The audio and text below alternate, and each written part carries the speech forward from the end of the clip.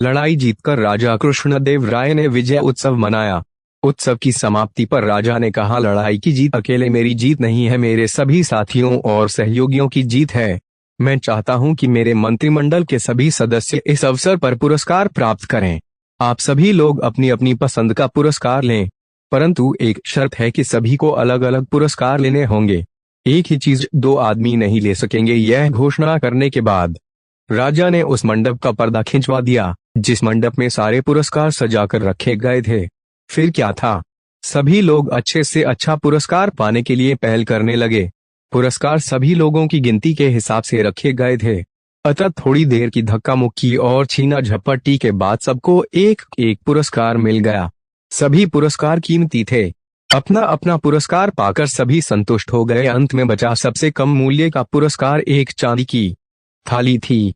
यह पुरस्कार उस आदमी को मिलना था जो दरबार में सबके बाद पहुंचे, यानी देर से पहुंचने का दंड।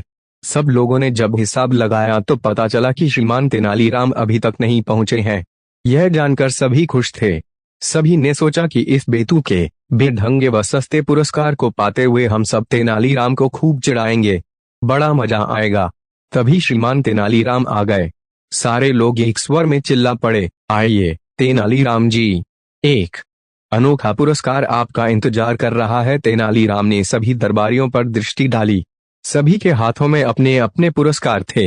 किसी के गले में सोने की माला थी तो किसी के हाथ में सोने का भाला, किसी के सिर पर सुनहरे काम की रेशम की पगड़ी थी तो किसी के हाथ में हीरे की अंगूठी। तेनालीराम उन सब चीजों को देखकर सारी बात समझ गया। उसने चुपचाप चांदी की थाली उठा ली। उसने चांदी की उस थाली को मस्तक से लगाया और उस पर दुपट्टा ढंक दिया, ऐसे कि जैसे थाली में कुछ रखा हुआ हो। राजा कृष्णदेव राय ने थाली को दुपट्टे से ढंकते हुए तेनालीराम को देख लिया। वे बोले, तेनालीराम, थाली को दुपट्टे से इस तरह क्यों ढंक रहे हो? क्या करूं महाराज, अब तक तो मुझे आपके दरबार से हमेशा अशर्फियों से भरे थाल मिलते रहे हैं। यह पहला मौका है कि मुझे चांदी की थाली मिली है। मैं इस थाल को इसलिए दुपट्टे से ढंक रहा हूं ताकि आपकी बात कायम रहे।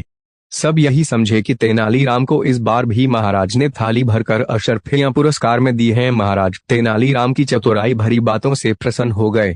उन्होंने गले से अपना बहुमूल्य हार उतारा और कहा, तेनालीराम, तुम्हारी आज भी खाली नहीं रहेगी, आज उसमें सबसे बहुमूल्य पुरस्कार होगा। थाली आगे बढ़ाओ तेनालीराम। तेनालीराम ने थाली राजा कृष्णदेव राय के आगे कर दी। राजा ने उसमें अपना बहुमूल्य हार डाल दिया।